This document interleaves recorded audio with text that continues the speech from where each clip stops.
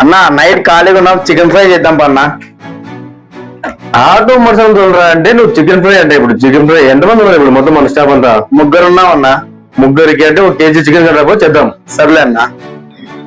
ముందుగా తరిగి పెట్టుకున్న ఆనియన్ వేయాలి.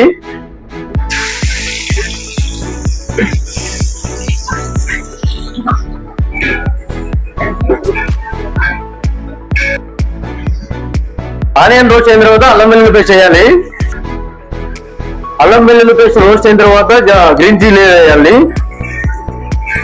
ఇప్పుడైతే అల్లం వెల్లుల్లి పేస్ట్ రోస్ట్ అయింది. తర్వాత దొరకకుండా టమోటాను కొత్తిమీర వేయాలి.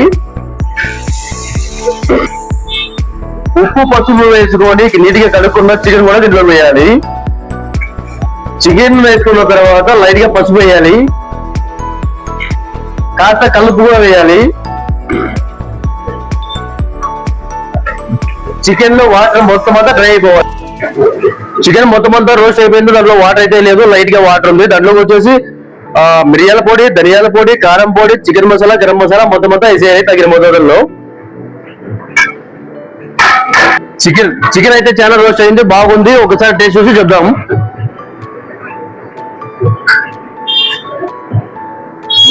లైట్ గా ఉప్పు తక్కువ ఉంది. లైట్ గా ఉప్పు తక్కువ వేస్తే పర్ఫెక్ట్ గా ఉంటుంది. సాల్ట్ తక్కువ ఉంది, వేసేద్దాం. సూపర్ గా ఉంటుంది. మేమైతే చికెన్ ఫ్రై ఏ విధంగా చేస్తామో మీరు ఏ విధంగా చేస్తారో ఒకసారి కామెంట్ చేయండి.